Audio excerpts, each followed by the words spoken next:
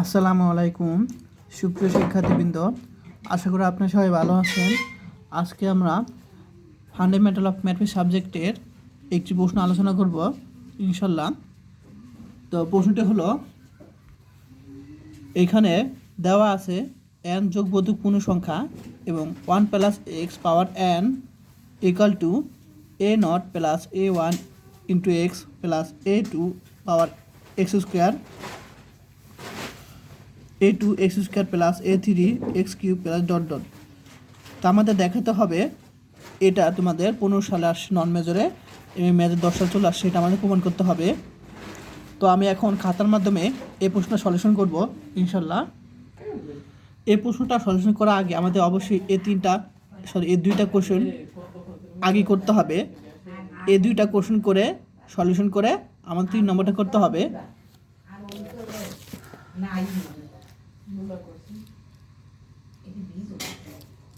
Solution. তা প্রথমে আমরা লিখব, দেওয়া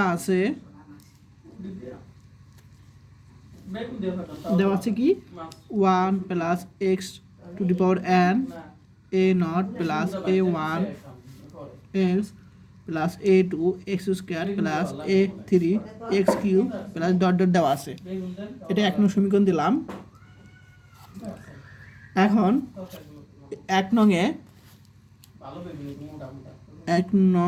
এ এক্স ইকুয়াল টু আই বসাবো। প্রথমে এক্স ইকুয়াল টু আই বসিয়ে পাই 1 প্লাস আই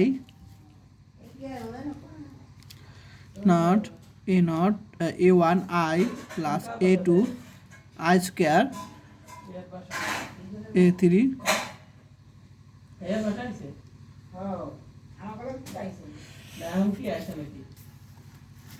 এরকম পাবো। এক্স এর মান আই বসিয়ে, এক্স এর মান আমরা আই বসিয়ে এরকম পাবো।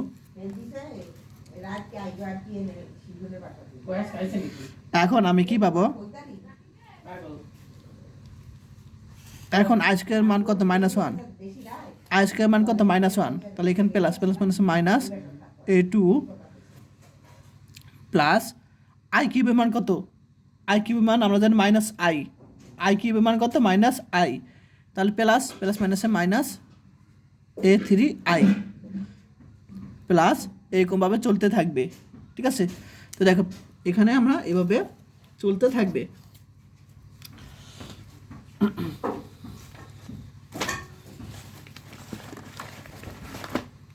এখন আমরা কি বাস্তব ও কাল্পনিক অংশ আলাদা করব। তো দেখো বাস্তব অংশ কি, যেহেতু আই নাই, এটা বাস্তব অংশ এ নট মাইনাস a2, এরকমভাবে দেখো এ নট a2, অর্থাৎ জোড় সংখ্যাগুলো কি হবে, তোমার কি হবে, বাস্তব অংশে চলে যাবে, অর্থাৎ a4 এরকমভাবে চলতে থাকবে। ঠিক আছে, ও এখানে এমন একটু ভুল করছি। আচ্ছা দেখি একটু এখানে। আচ্ছা এখানে দেখো প্লাস মাইনাস, এখানে প্লাস হবে তাহলে। ঠিক আছে, দেখো দুইটা plus plus plus minus minus আবার প্লাস প্লাস হবে এরকম। তাহলে এখানে হবে কি প্লাস মাইনাস, আবার এখানে ঘুরে খেতে হবে মাইনাস প্লাস হবে, প্লাস মাইনাস প্লাস, তাহলে প্লাস মাইনাস এম চলতে থাকবে। ডট ডট ডট বাস্তব অংশ প্লাস কাল্পনিক অংশ নিব।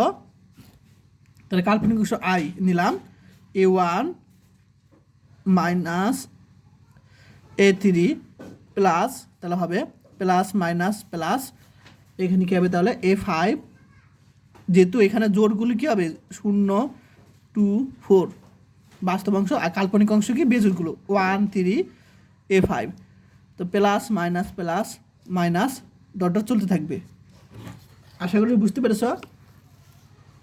আচ্ছা এখন এটাকে 2 নং সমীকরণ দিলাম। এখন আমি এটার মান বের করব। ঠিক আছে, 1 প্লাস আই এখন পাওয়ার n। আচ্ছা তাহলে আমরা এখান থেকে আমরা কি করব, দ্বিমাবের সূত্র আকারে আনবো, অর্থাৎ cos প্লাস আই থিটা এরকম আকারে আনবো। তাহলে আমাদের কি করব, এরকম আকার আনার জন্য আমরা প্রথমে √2 দিব এখানে, যেহেতু সূত্রে পড়তে হবে, মানে সূত্রে যদি পড়ে তাহলে কিন্তু কাজ হয়ে যাবে। তাহলে উভয় পক্ষ থেকে √2 কমন নিলাম, তাহলে এখানে 1/√2। এখন আমরা জানি প্রথমে কস থাকবে, তাহলে কস কত ডিগ্রি মান 1/√2 π/4 অর্থাৎ 45 ডিগ্রি, পাই মানে 180। এখানে আমরা সাইন π/4। আশা করি সবাই বুঝতে পেরেছ। আমরা এভাবে লিখতে পারি। আর এটা উপরে কি আছে, n আছে পুরোটা উপরে, তাহলে আমরা পুরোটা উপরে কি n দিব। এখন 2 পাওয়ার কত, রুট মানে 1/2 আমরা জানি। আর তাহলে এটার সাথে কি পাওয়ার উপর n আছে। আর আমরা দ্বিময়বটের সূত্র অনুসারে জানি যে এই nটা এটার সাথে গুণাকার হবে। তাহলে cos n π/4 plus i sin n π/4 এটা আমরা লিখতে পারি। এখন 2 এটার সাথে পাওয়ার পরে গুণ হয় n/2 cos n π/4 plus i sin n π/4 লিখতে পারি। আশা করি বুঝতে পেরেছ। এখন এটাকে 3 নং দিলাম সমীকরণ। তো আমরা এখন 2 এবং 3 নং হতে পাই, অর্থাৎ আমার এই যে 1 প্লাস i পাওয়ার n এটার যে মান পেয়েছি সেটা এখানে বসা দিব। তো 2 ও 3 হতে পাই, তাহলে আমরা 1 প্লাস i পাওয়ার n এর মান কত, 2 n/2 cos n π/4 plus i sin n π/4। আর এখানে আমরা যে অংশটা আছে সেটা লিখবো এখানে a0 a2 plus a4 minus dot dot plus i a1 minus a3 plus a5 dot dot minus dot dot এর উচ্চতা থাকবে। এখন আমি বাস্তব ও কাল্পনিক অংশ সমীকৃত করব। ঠিক আছে, বাস্তব ও কাল্পনিক অংশ সমীকৃত করে পাই। এখন লিখব বাস্তব ও কাল্পনিক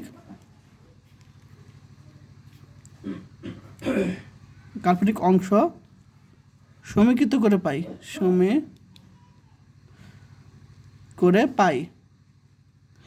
বাস্তব ও কাল্পনিক অংশ সমীকৃত করে পাই। তাহলে আমরা এখন কি পাবো, আচ্ছা তাহলে এখানে বাস্তব অংশ কি 2n/2 এই অংশটা, আর এখানে বাস্তব অংশ এই অংশটা। তাহলে বাস্তব অংশ আমি কি করব, আমরা লিখতে পারি 2n/2 cos n π/4 equal to, অর্থাৎ a2 বাস্তব অংশ আর এখানে বাস্তব অংশ এটা equal to a0 minus a2 plus a4 minus dot dot এটা। আর কাল্পনিক অংশ কি আছে তোমার আয়যুক্ত অংশ, অর্থাৎ এবং প্রশ্ন যদি কাল্পনিক অংশ বের করতে বলে কাল্পনিক বের করবো, বাস্তব বলে বাস্তব বের করবো, যদি পরীক্ষা প্রশ্ন একটু ডিফাইন করে আসে। তো নিয়মটা জেনে রাখবো জাস্ট। তো 2n/2 এটা কাল্পনিক অংশ, সাইন কাল্পনিক অংশে কিন্তু আই নিব না, শুধু জাস্ট বোঝানোর জন্য আই বোঝানো এখানে বসানো হয়েছে 4। আর এখানে কাল্পনিক অংশ এটুকু a1 minus a3 plus a5 minus dot dot এটা বাস্তব অংশ কাল্পনিক অংশ। ঠিক আছে, আচ্ছা এখন আবার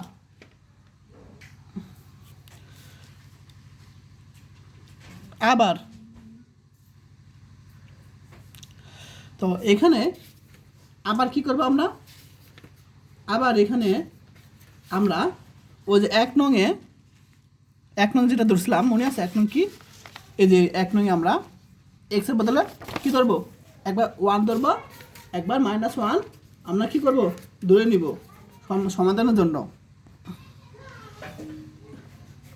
তো 1 নং x = 1 এবং x = -1 বসিয়ে পাই। তাহলে আমরা এখানে x এর মান একবার 1 বসাবো, তাহলে 1 + 1 2 হবে। হবে কী হবে 2 পাওয়ার n হবে। আর এখানে যা আছে তাই তোমার এ নট প্লাস এখানে কী হবে এক্স এর মান 1 হবে। তো 1 দেওয়া না দেওয়া এক কথা, a1 plus a2 plus a3 plus dot dot চলতে থাকবে, ঠিক আছে। তো এটাকে ধরলাম আমরা আগে কত ধরলাম 4 নং, এটাকে 5 নং ধরলাম,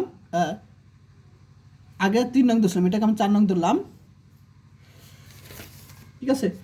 আচ্ছা এখানে যেহেতু আমাদের প্রশ্নে কি আছে, আমাদের প্রশ্নে বলছে কজ এই অংশটা বলছে, অর্থাৎ আমরা এটাকে ধরবো, আমরা শুধু এটাকে আমরা 3 নং ধরছি এখানে, তাহলে আমরা এটাকে আমরা 4 নং ধরবো, যেহেতু আমাদের কাজে লাগবে, এটা লাগবে না, এটা লাগবে, তাহলে 4 নং ধরবো। আর এটাকে আমরা ধরলাম 5 নং। তাহলে এখন x = -1 বসাবো কোথায়, এইখানে। তাহলে x = -1 যদি বসাই তাহলে এখানে আমরা 0 পাবো। আর এখানে -1 বসলে আমরা জানি যে বেজোড় থাকলে পাওয়ার, তাহলে minus plus plus minus minus থেকে যায়, অর্থাৎ a0 মাইনাস a1। আর বর্গ থাকলে মাইনাস দেওয়া না দেওয়া এক কথা, একই জিনিস, প্লাসই হবে মাইনাস, তাহলে প্লাস a2 হবে। আবার এখানে -1-এর উপর কিউব দিলে, অর্থাৎ বেজোড় থাকলে মাইনাসটা থেকে যায়, অর্থাৎ প্লাস মাইনাসে মাইনাস a3, তাহলে plus minus plus minus plus হবে, এখন ডট চলতে থাকবে। এটাকে 6 নং দিলাম আমরা। আচ্ছা এখন আমাদের কি করতে হবে, তোমার এই দুইটা যোগ করবো, অর্থাৎ 5 আর 6 যোগ করবো, 5 + 6 করে পাই। আচ্ছা 5 আর 6 করে কি পাই, যোগ করবো আমরা, তাই এটার সাথে এটা যোগ করলে আমরা কি পাবো, 2n plus 2 a0 plus minus কাটা, আর এখানে 2 a2 প্লাস এরকম প্লাস মাইনাসে কাটা, তাহলে আমরা এরকম কী করবো পাবো, আবার 2 a2⁴ প্লাস ডট এরকম পাবো আমরা যোগ করে। তাহলে আমরা এখান থেকে উপপক্ষতে 2 কমন নিয়ে, আচ্ছা 2 কমন নিলাম, a0 plus a2 plus a4 plus dot dot চলতে থাকবে। এখন আমরা 2 এই পাশে নিয়ে আসলাম, 2n 2 a0 plus a2 plus a4 plus dot dot চলতে থাকবে। এখন এটাকে আমরা ভাগের ক্ষেত্রে সূচকের নিয়মে অনুসারে লিখতে হবে, দুইটা ভিত্তিতে একটা ভিত্তি পাওয়ার পরে কী হবে, বিয়োগ হবে, যেহেতু ভাগ আছে n-1, এভাবে লিখতে পারি আমরা। আশা করি সবাই বুঝতে পেরেছ। তো এটাকে ধরলাম আমরা 7 নং সমীকরণ ধরলাম। এখন আমরা ওই যে সম্পর্ক দিয়েছিলাম কজের সাথে সম্পর্ক, এটাকে 4 নং। তাহলে কজের সাথে আমরা কি করব, এ শেষেরটার সম্পর্ক স্থাপন করব, অর্থাৎ 7 নং। তাহলে 4 ও 7 নং কি যোগ করে পাই, তাহলে আমরা যোগ করব। আচ্ছা তাহলে আমরা এই পাশে যোগ করব, তাহলে এই পাশ আর এই পাশ প্রথম যোগ করি। তাহলে এখানে কি আছে, 2n-1 আছে এই পাশে, আর এখানে আছে 2n/2 cos nπ/4 আছে এখানে। এখন এই পাশ আর এই পাশ যোগ করব। তো এখানে এই পাশ আর এই পাশ যদি আমরা যোগ করি, তাহলে আমরা দেখো এখানে কি আসে, একটা প্লাস নট আর 2 a0 minus a2 plus a2 কাটাকাটি যায় বাদ, আবার a4 প্লাস a4 অর্থাৎ 2a4, এরকম আমরা কি করব পাবো, প্লাস ডট ডট চলে থাকবে। আশা করি সবাই বুঝতে পেরেছে পর্যন্ত। তো দেখো 0 4 অর্থাৎ এখানে কি হবে তোমার 2 8 পাবো, প্লাস ডট ডট এরকম পাবো।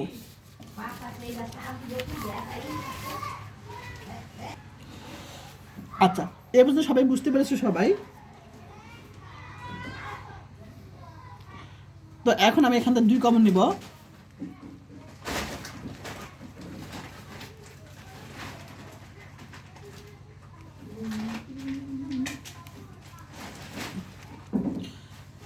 তো এখান থেকে আমরা যদি 2 কমন নেই, সেই 2টা আবার এই পাশে নিয়ে আসলে ভাগ আকারে চলে যাবে।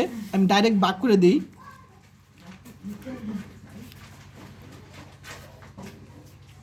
ডাইরেক্ট ভাগ করে দিলাম। তাহলে a0 plus a4 plus a8 করলাম। আশা করি বুঝতে পারছো, এখান থেকে 2 কমন নিয়ে আবার 2টা এই পাশে নিয়ে এসে ভাগ আকারে চলে গেল। তো আমরা জানি 2টা ভিত্তিতে একটা ভিত্তি নিব। এখন আমরা জানি ভাগের ক্ষেত্রে পাওয়ার পর বিয়োগ হয়, অর্থাৎ n-1 আর এখানে 1, অর্থাৎ কী পাবো -2। আবার এখানে 2টা ভিত্তিতে একটা ভিত্তি আমরা কাজ করব, অর্থাৎ 2 নিব। আচ্ছা, এখানে কি আছে তোমার